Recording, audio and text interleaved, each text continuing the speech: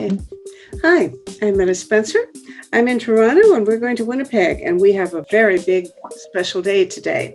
I'm going to have a conversation with Lloyd Axworthy, who, although I'm not a qualified historian, I do have an opinion.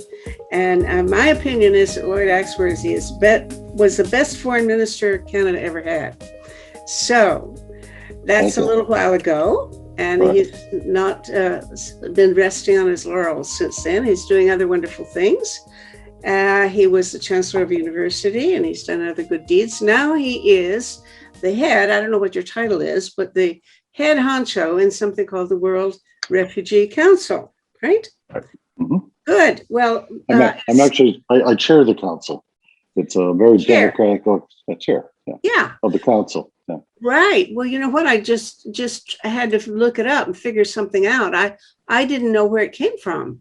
And I was surprised a minute ago to discover that it was set up by CG. Is that right? Set up by the, whatever that outfit is. I can never remember CG's full proper name, but it's a weird name. International Governance, the Council of International Governance or something. We're not under CG anymore. No? No, so we are actually in partnership with CUSA, partly because much of our activities centers around Ottawa for obvious reasons. And also I think that they wanted to push more academic approach as opposed to what our council wanted, which is an action approach, actually get things done. Have innovative ideas, but actually implement them. We try to get others to implement them, and that didn't fit with their kind of with the person who was director of it at the time. You mean CG's director? Yes, I do. Yeah. Okay. So we have our own.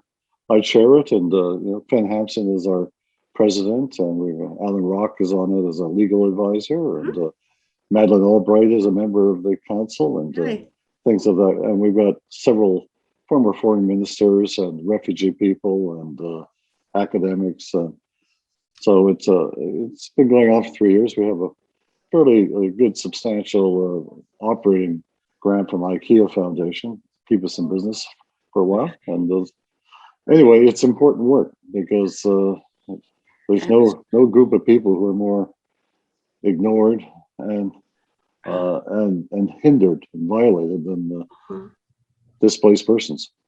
Absolutely. So that is a wonderful work. It's really probably there's nothing more important in the world right now than to try to figure out what to do with these people. Like, did I read that there are 80 million people who've had to flee for? Yeah, it's actually latest numbers are 82 million. That's the UN count. So, and it does include people who are internally displaced. These are people who actually cross borders. And so you'll find we're doing a lot of work right now in Central America. And what you'll find is that because of combination of conflicts and climate and corruption and gangs and the rest of them, the level of security is almost zero. And so people, they want to protect their families. So whether they're being threatened by a drought or by a 16-year-old drug kid with a AK-47, or the police, or the rampaging sort of problems of poverty in these areas, there's a lot of people on the move, and they're looking for something better, and it's really kind of stressing the system out. I don't think the international system is really been able to keep a pace with not just the numbers, but the variety of causes that are now appearing.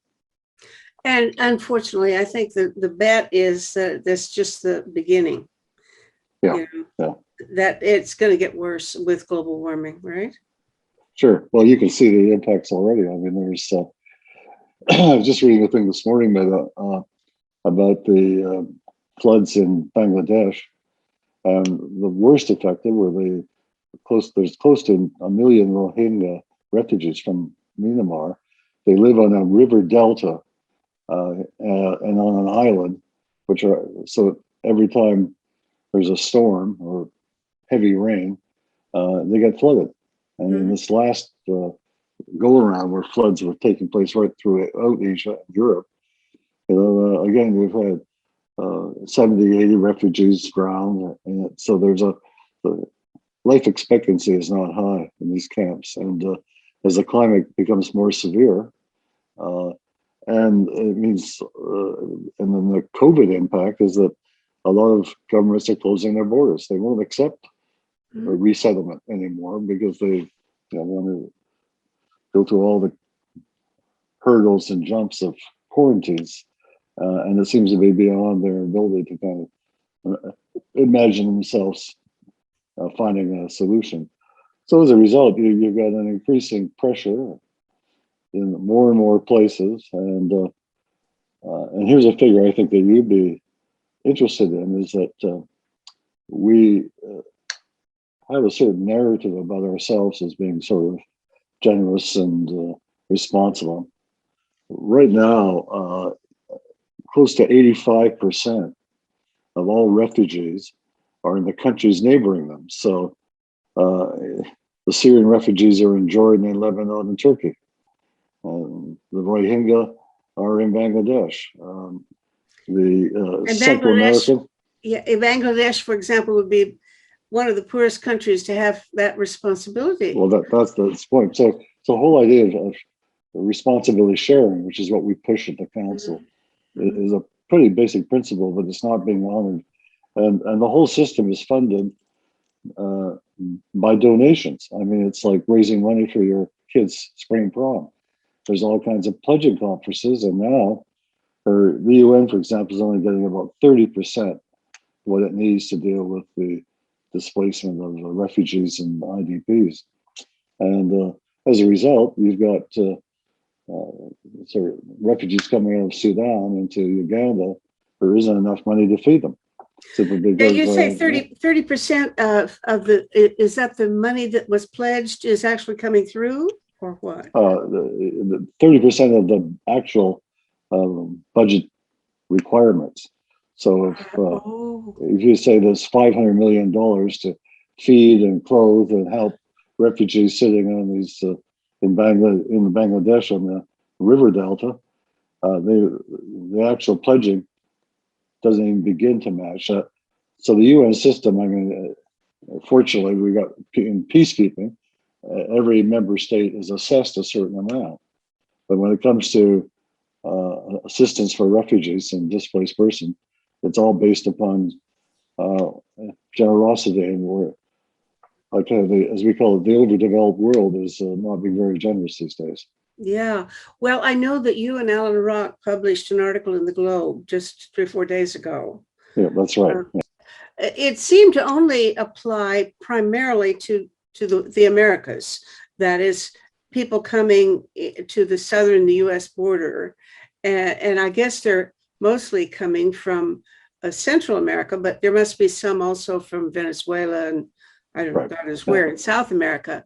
But getting stopped there. We start from a basic premise that goes back to the action report that we issued. It's almost 2 years now.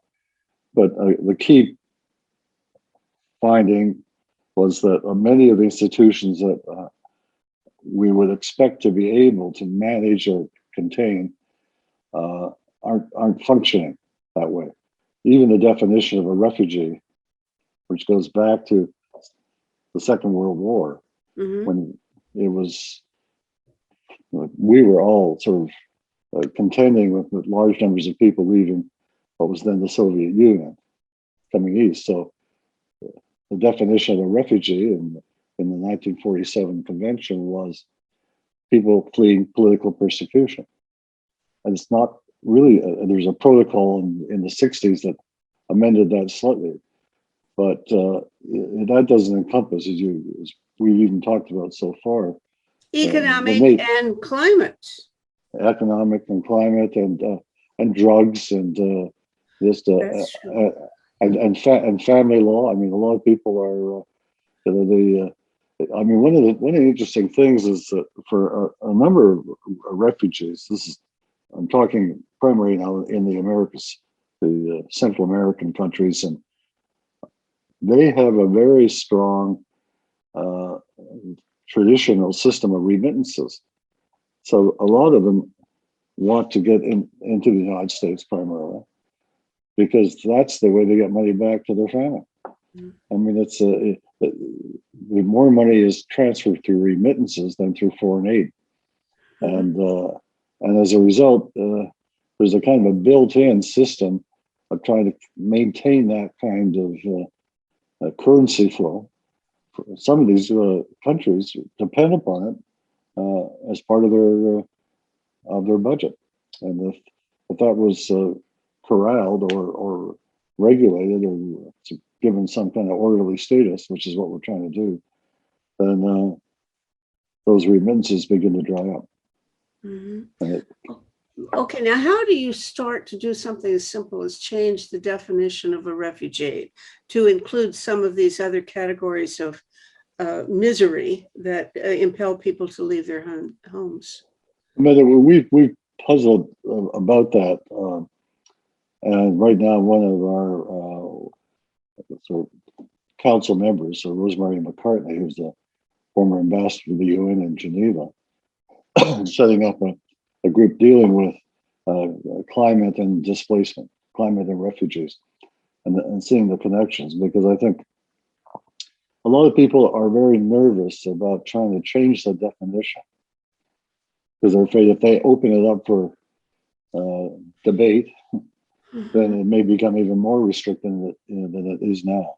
I mean, the UN is not functioning very well. I mean, the Russian-Chinese effort to basically kind of turn it back to the 19th century is having a real telltale. And under the Trump administration, clearly the Americans were not very fond or supportive of the UN. So there would have to be a major change to the convention. And so what our approach is, our strategy is saying, let's not spend too much time getting into the legalities of that, but let's find other definitions that can apply. So, I mean, we're having a big debate around the world about vaccination passports. Well, interesting, if you go back to the First World War, where there was large numbers of displaced persons, they were given what they called the Hansen passport. Hansen was a Norwegian who worked for the League of Nations, but that simply meant that you could cross borders, you could have access to healthcare and education without necessarily having to be a citizen or even sort of being landed. And as a result, it gave a certain degree of flexibility and mobility for people, and it really sort of helped sort of take the pressure off large movements of people, because it meant that you weren't necessarily having to calculate this as part of your immigration numbers. It was just giving people certain basic rights when they've been displaced, and that's as I think, as you mentioned, the article that Ellen and I did. I mean, we said in the article, for example, that the ancient right of sanctuary that goes back to early biblical times is probably one of the oldest human rights in the history of humankind, and we don't treat it that way anymore. It's becoming increasingly really kind of what's the right word for it? Commercialized or militarized or politicized, as the case may be. I have had a conversation with people in this, what was Gary Davis's World Citizenship Organization, whatever it's called. And they issue world passports, you know. Oh, really? Okay. Yeah. And it's really quite surprising how many times people have actually been able to use them as refugees to get into a country that would legally not accept them, but they see this thing that looks like a passport, and it's a real passport, but it's a world passport. And they let them in, you know. So many times that has actually worked. And it would be funny to think, well, you speak of this, I don't know what you said, a handsome passport or something, like uh, I don't know what it would have been, but it's the same idea, isn't it? So That exactly same. kind Yeah, of sure. what looks like a passport, but you hope that nobody looks too seriously Yeah. at its provenance. Is that Well, it? in that case, no, it had legal standing in the countries. Okay. The big demarcation was that it didn't necessarily have a pathway to becoming a citizen in that country. You were there because you were escaping, or that you were trying to promote security for yourself and your family.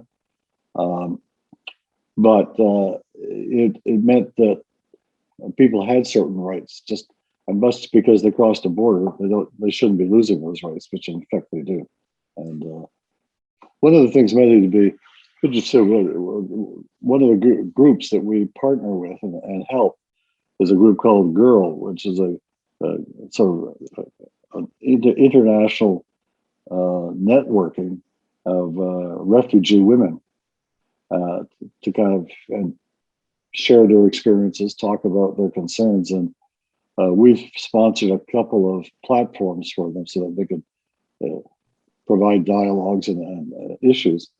And what they're reporting on, for example, is that with the epidemic, uh, they are no longer just last in the queue, they're not even in the queue.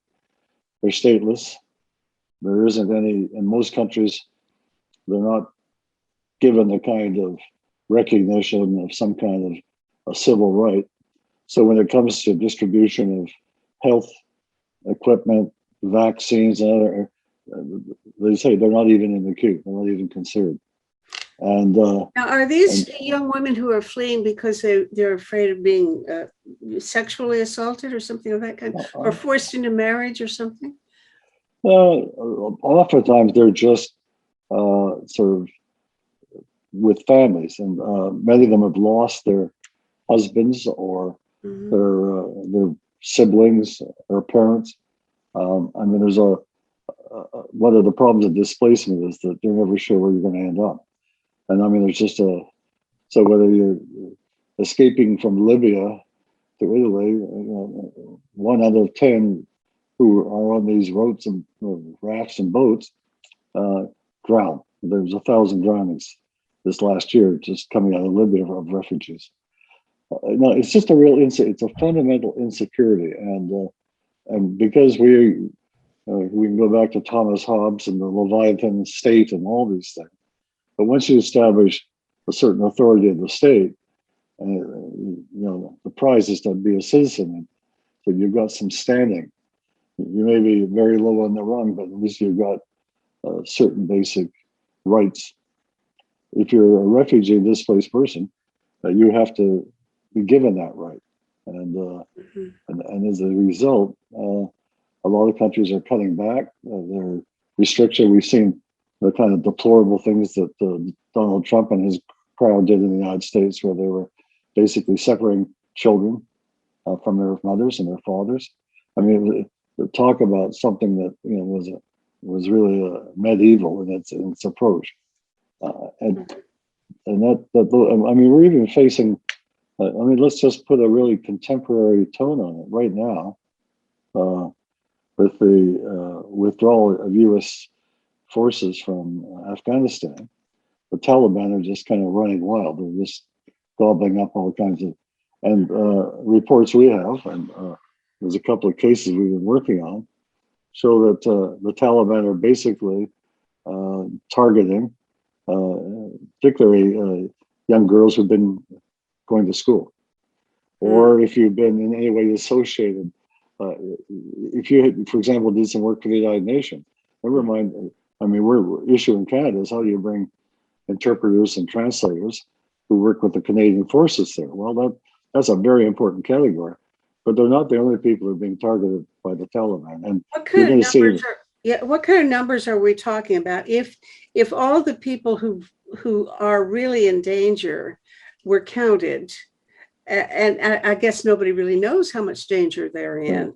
And Yeah. what are we talking about? Are we talking 100,000 people? Or What more, or more. more? I, More. I think a parallel, not exact, but it's a parallel, is what happened in Indochina when the Americans pulled out of Vietnam. And the boat, you remember the massive numbers of people living in small little sampans and boats. And I was immigration minister for Canada at the time, so we were involved in quite a good collaborative international effort, unlike what we don't have today. Mhm. It just wasn't there, and but a large number of people were just fleeing, the winners, because they know that they were in any way associated with the Americans or the French or the white colonists, that they were going to be sort of in prison, maybe killed, maybe executed. Certainly would not be given any privileges to make a living and to go to school. Uh, and I think we're in danger of seeing that happen in Afghanistan now. How many people were there? The boat people. I don't have any estimate. You remember? Oh, I think it was 300,000 or 400,000. Really? Yeah, yeah. Okay. Okay. So we might be looking at numbers like that now. We could, yeah. Well, I think already Pakistan, which is probably the closest, has already said they're going to close their borders because they've already have over 1 million Afghan refugees already in Pakistan. And they just say we can't take any more. And so you go back to that neighboring uh, the country problem. Many of the countries themselves are not very well equipped, don't have the resources, and sometimes they don't have public support for having an open border. Well, this has to be the time to do a rethinking and a replanning of how to handle things on a mass scale, because both of us can certainly imagine even 5 years from now, there could be famine because of global Sure. warming, and we're going to have numbers that dwarf the current numbers. So Right. if we don't have a plan by then, it's going to be 100 times worse. But so you and Alan Rock and you I noticed that you Mm. have a list of proposals. I don't know, 8 or 10, a plan, which sounds absolutely wonderful, and I want you to explain it. But I'm just thinking in terms of where are you going to get the leadership for any kind of global initiative or innovation of that scale, because Mm-hmm. that takes a mindset that looks at just going the opposite direction from these nationalistic minded people. Right. So now we have Biden, which he's a decent man, but his margin of political power is this thin. He's not sitting pretty on a mass support thing. He could lose in the next election, Congress Mm-hmm. and so on. So I think he can't do anything as bold as we would need.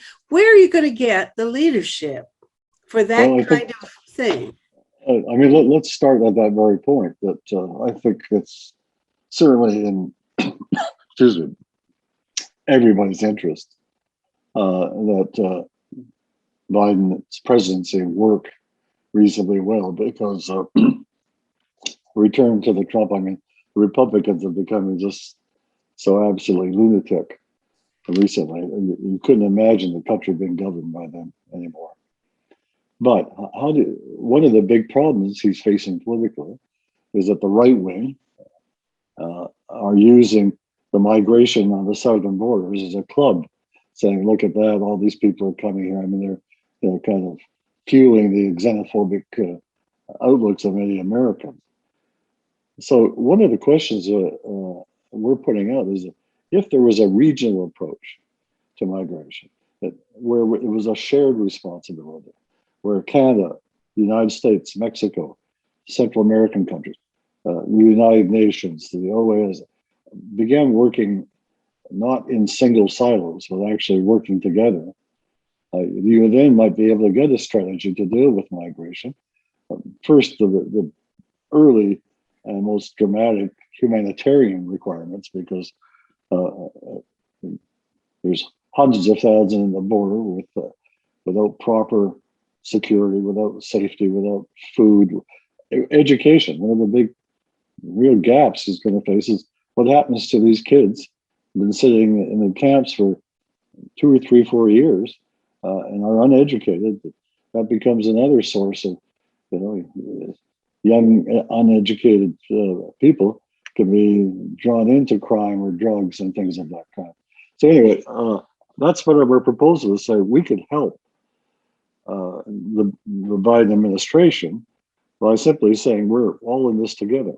We're going to share responsibility. We're going to look at resettlement. We're going to provide for one thing that Canada could do very well is we have a very well organized immigration system. I mean, I go back to when I was immigration minister in the early '80s under the Papa Trudeau. We basically the immigration laws have been overhauled, and it gave a lot more sort of discretion and choice to make in policy terms.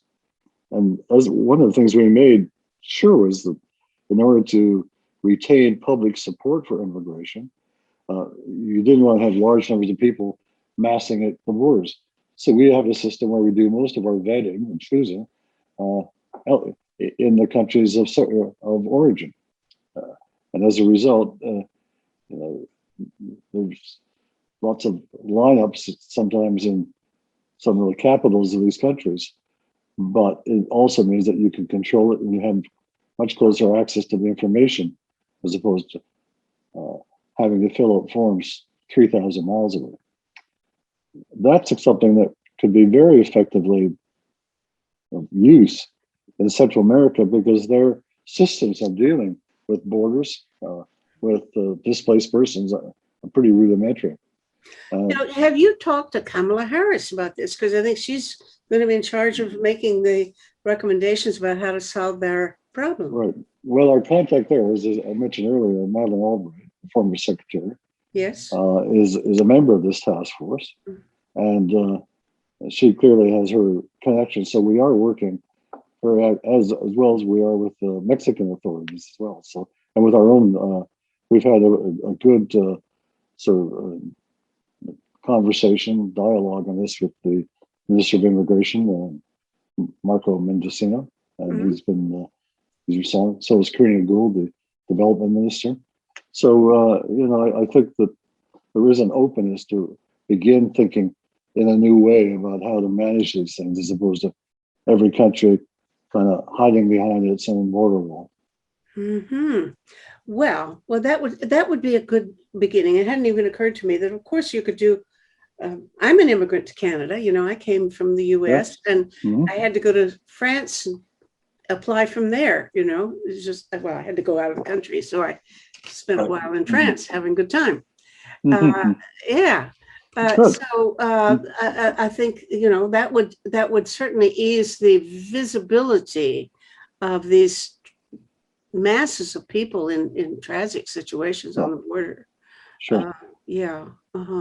Now, in terms of children, we did an article a year or so ago about the number. It's not just children coming across the U.S. border by themselves, which astounds me, but globally, a whole lot of the refugees are actually underage. I mean, like 10 years old and so on, traveling across the border with no parents and nobody with them. Exactly. I was dumbfounded to even hear about that. Is there any is there any organization that specializes in trying to take care of these kids? Certainly some of the UN organizations like UNICEF and UNHCR have the situation of children on their radar, but it goes back to what I said earlier. The question is to have the funding to support it, because their budgets have been sort of restricted or underfunded. There's also a number of NGOs. I mean, I can think of Care Canada, the Norwegian Red Cross, and things of that kind. So you have the churches, certainly in the Americas, are probably the most important lifeline for a lot of these kids. setting up special schools and sanctuaries and things of that kind. So there's a lot of work going on, but I think you put your finger on the fundamental issue. It's not something that's based around it's a kind of responsive, reactive system that wants to make sure that the kids are protected, but being able to take the next step, which is to let's look at the causes and sources and reasons for so many children being abandoned, so many kids being on the refugee jail, on the ground where they should be taking place. Again, it was one of the recommendations that we're making as part of this task force on the Americas, is that some countries, some governments, take a lead in helping to bring together the relevant civil society groups dealing with women and children to provide, to see exactly how they can get the resources and the protection that they need. And remember this, I'm an optimist, and I've seen the fact that you can actually make changes. I mean, as you know, we were when I was foreign minister, we did the landmine treaty, probably the most significant disarmament issue, which has saved a lot of lives. Well, people thought it was impossible to do, and inside the old system it was, but we went outside the system. Mm-hmm. We worked with civil society. I mean, I still get a little sort of, there's still too many governments that say, "Well, we'll listen to the NGOs." In the landmine, we weren't listening; we were partnering, and that was a big, big difference. And so this kind of false promise of participation, can be somewhat sort of off-putting. You don't really have to deal with the issues if you are working in an integrated, connected way, then the chance of doing innovation internationally, I think, is higher. Because it wasn't just the landmine treaty, we also used the same formula for the International Criminal Court, for protocol on child soldiers. We've kicked the tires a little bit on how to actually get changes made internationally. But it does take leadership. And I mean, right now, we're not in a position right now where that kind of leadership is there. I think certainly because of COVID, I think everybody is hunkering down and being very sort of concerned about their own populations, as we would be in government. But it meant that there's, I think, Metta, to me, one of the really great tragedies and how would I put it, failures of our global system is the way in which the sharing and distribution of vaccines has been monopolized by wealthy countries like our own. I mean, to me, it's a tragedy. It's also stupid, because one thing we're going to know is if large numbers of people in poorer countries, poorer areas, are not being vaccinated, then they're going to be carriers of the virus, and it will mutate from there to there. And how many more mutations can you cope with in that?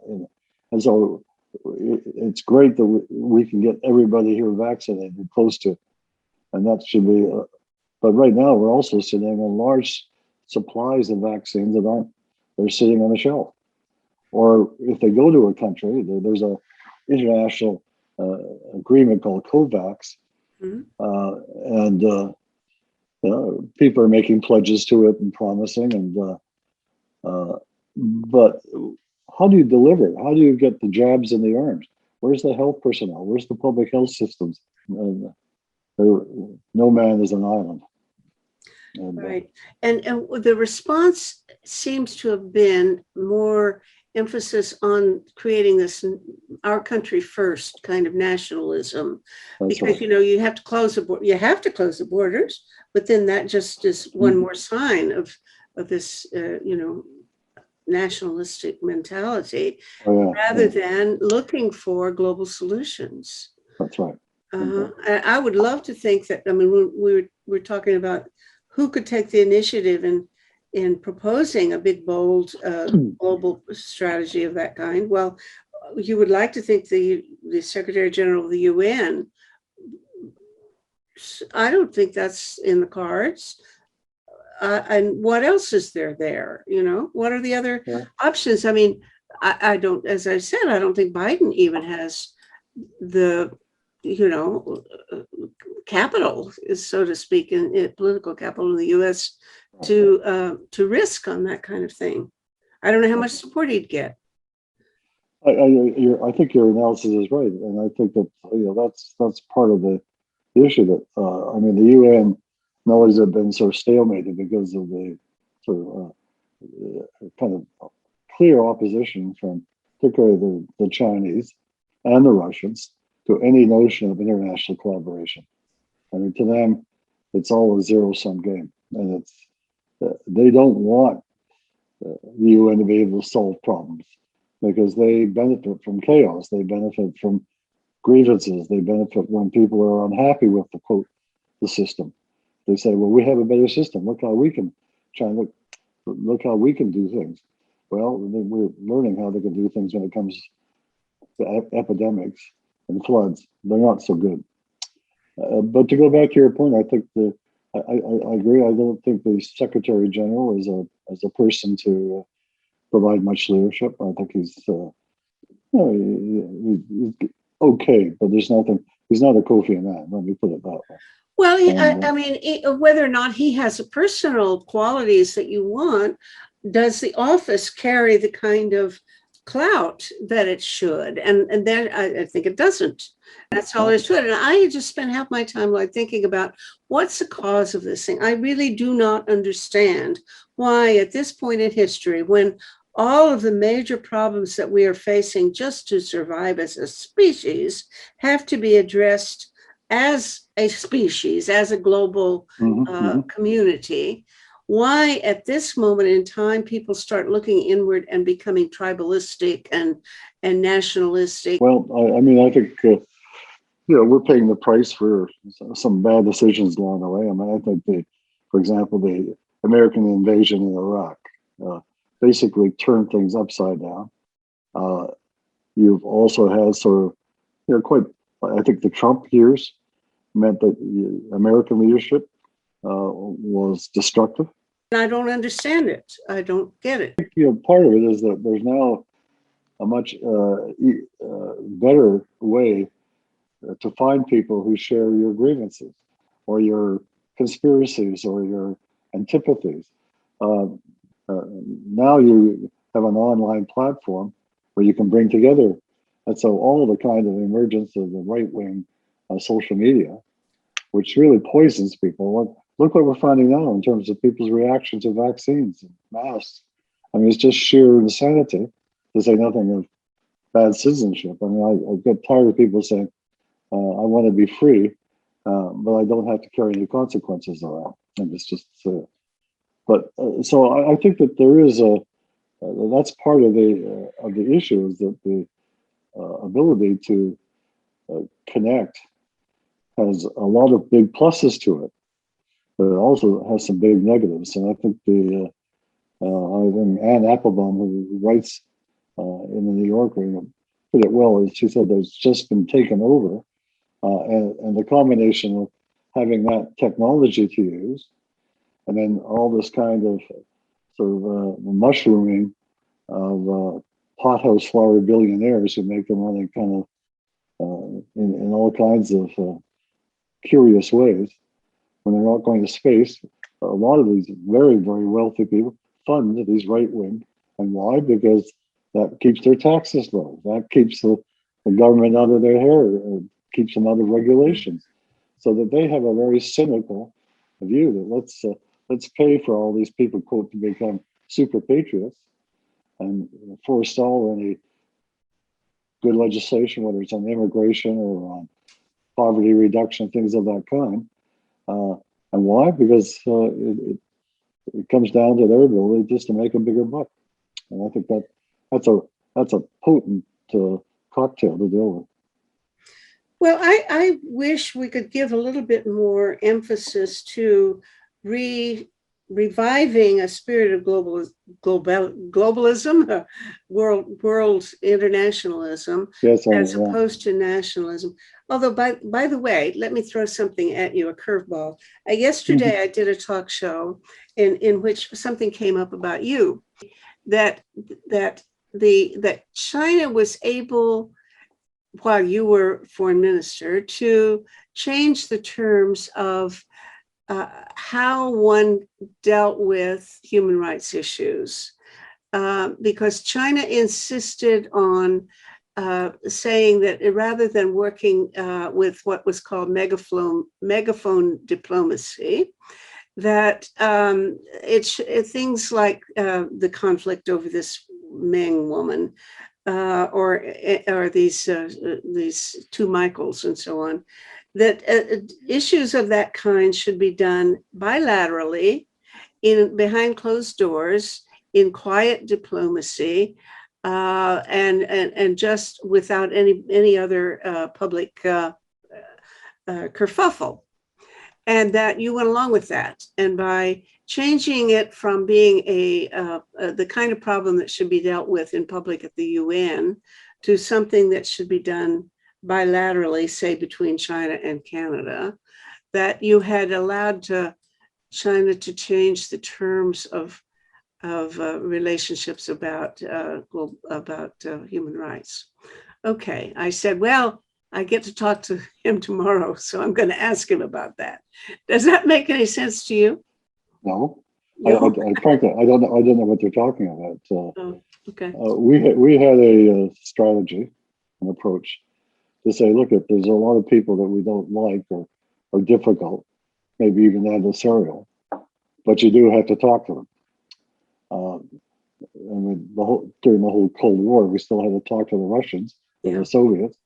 We have to talk to the Russians now about the Arctic. We can't sort of proceed with the work of the Arctic Council without them.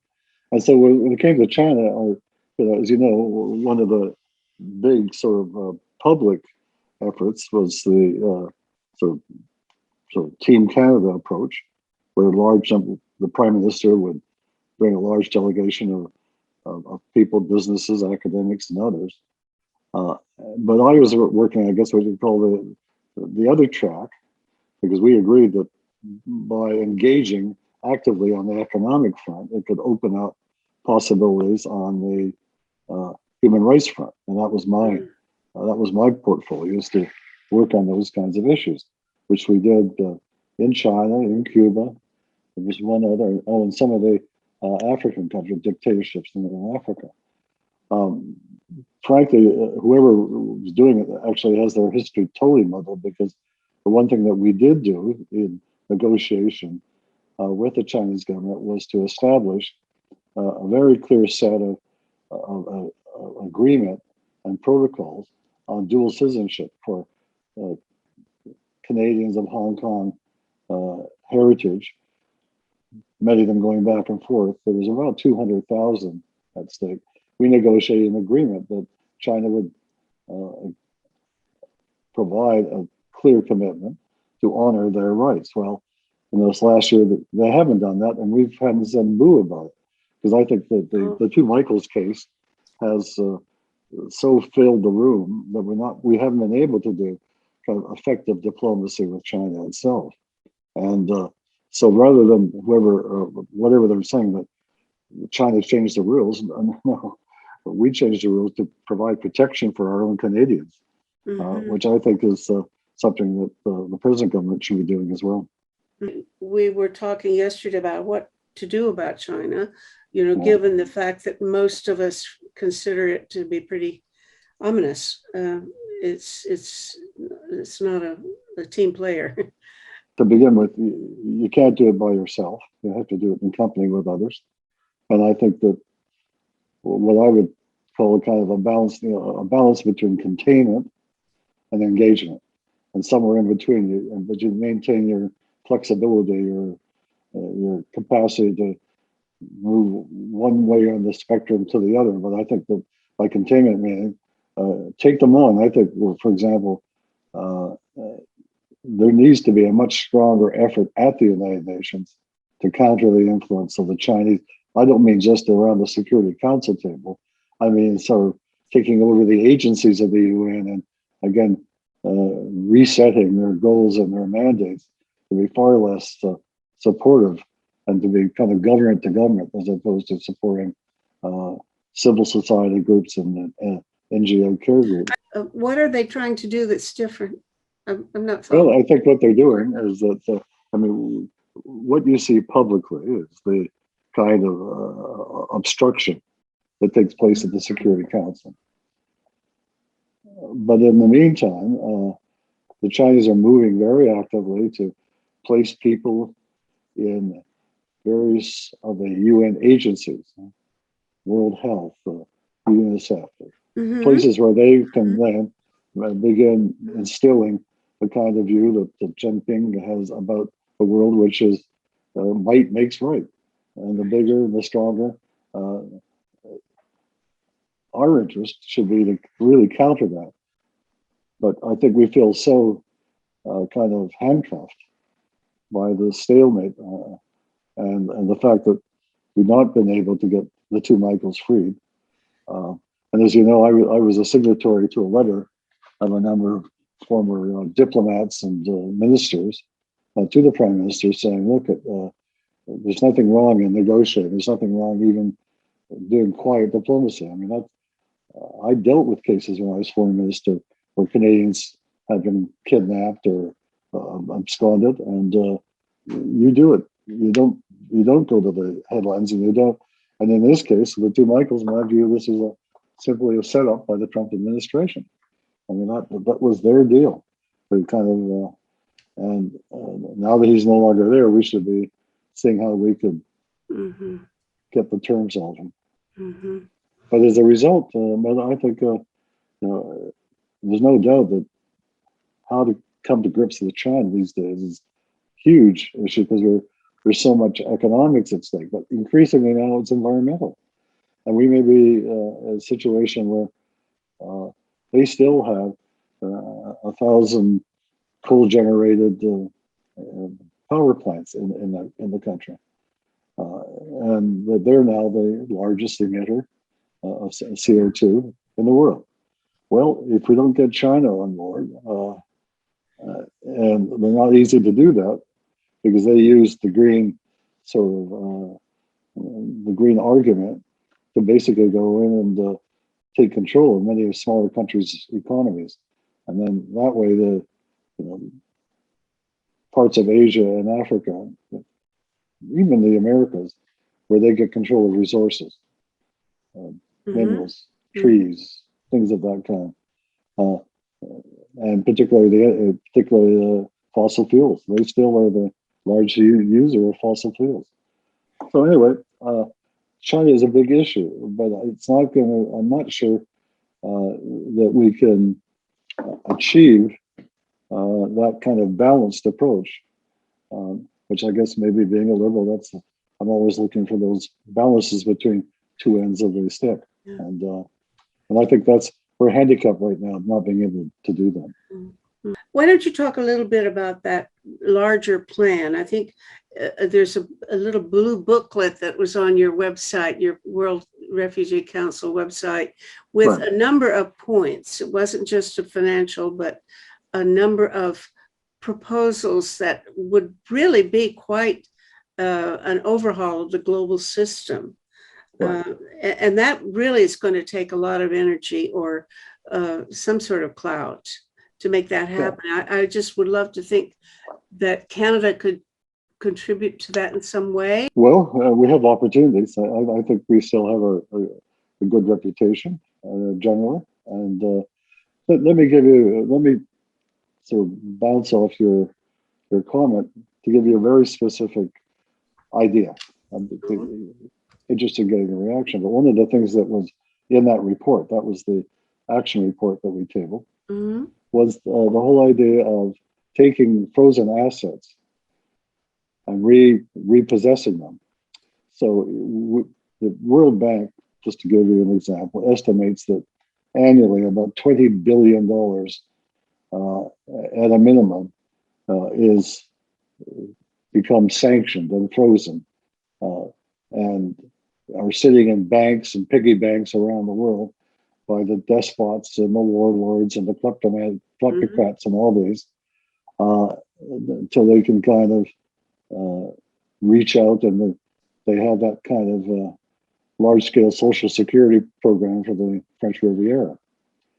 We're saying, look at in Canada, we proposed that we ask the federal court to examine where there are frozen assets in our banks or our other financial systems, and repossess them or redirect them back to the people who've been victimized by the warlord or the despot or the kleptocrat, and that therefore refugees is a good example. We're totally underfunded. Corruption is very much part of the problem, why governments in many places simply aren't capable of managing it, and oftentimes are the perpetrators of the problem.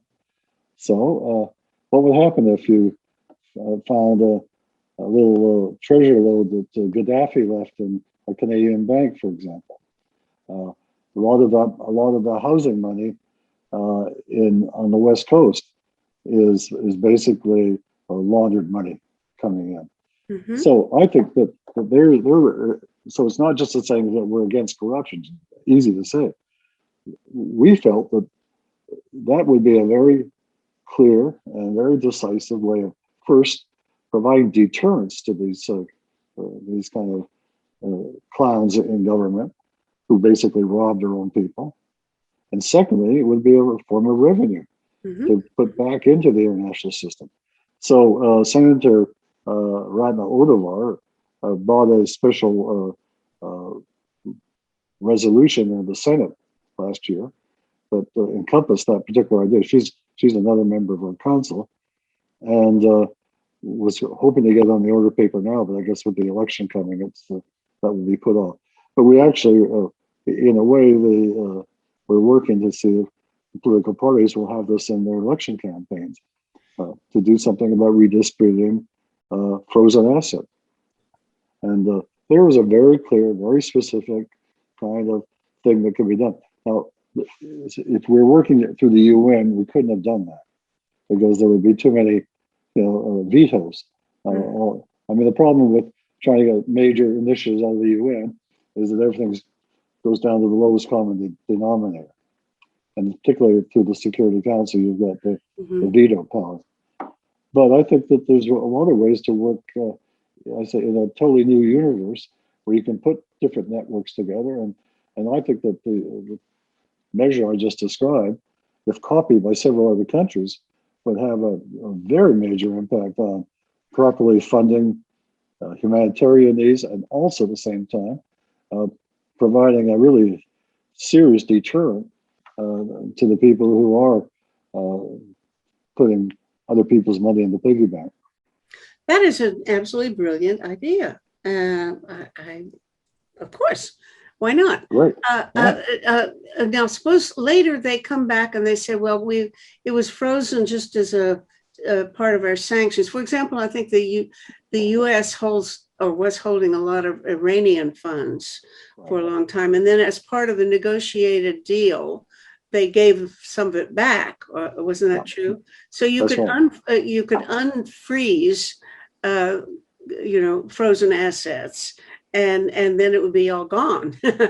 How do you make sure you're talking about assets that are really proper to confiscate completely, as opposed to hold it and see what happens later? Well, that's why the judgment or the adjudication we proposed should be through our federal court system in Canada. So a federal court judge would be asked to consider this X amount of dollars sitting in a financial vault somewhere, but they determine is there a reason for keeping it frozen? Who should it go to if it's unfrozen? You don't want it going back to the nieces and nephews of the dictator who's releasing it. So there would be that kind of non-governmental. I mean, it would be a judicial type of assessment to determine both the unfreezing itself, but also whether, in fact, who we should go to. Okay, you've described it as a Canadian initiative, but back there when you were talking about for the process that you developed, the Ottawa process with the landmines and so on, what about having a get together of like-minded states and with the support of various civil society organizations as well, to say, let's form an agreement that will generally do this, have I don't know, you can call it a treaty, I don't know what you call it, but maybe you could call it a treaty, that you're going to, all these states would do something like that together and develop rules, procedures collectively. That's right. Yeah. Well, all it takes, I mean, what we did in the landmine, the Ottawa process, I mean, it wasn't kind of rocket science. We simply said that someone has to be a champion. Some government has to take a lead. And if you recall, it actually this coming fall will be the 25th year from the time I stood up at a conference in Ottawa and basically on landmines and said, this is going nowhere, but I'm inviting you all to come back and sign a treaty a year from now. And everybody, as you probably remember, thought I was crazy. But it worked. But you have to have champions to do this. And then the champions, I mean, we work with a very small group, 6 or 7 other countries, the Austrians, the Danish, the Norwegians, Mozambique, Chileans. I mean, there was a smaller group where, in fact, each of the governments there would take on a certain, some would be looking at the drafting the protocols, others would be looking at how to implement. I mean, and at the final meetings in Oslo was when there was the actual treaty was approved, and then off we went. And so, well, I think without your having specified all the other things in that action plan, that little blue booklet, I gather that there are several other equally brilliant proposals. Maybe we need a social movement in favor of promoting something like your action plan, because this is really, this, we have to look to the future for planning how to accommodate what is going to be almost inevitably a crisis involving refugees. And just waiting for somebody else to do it is no fun. I want to say that what you're doing is so important, and let's get behind you and push. Thank you. Yeah. I appreciate that very much, Metta. Thank you. Okay. Well, it's been a delight talking to you again. Thank you so much for your wonderful contributions for peace and disarmament and now refugees. Okay. Well, thank you. And you keep up the work that you're doing. Okay. Very valuable as well. Thanks. Very good. Okay. Thanks so much. Bye now. Bye. Okay. Bye-bye.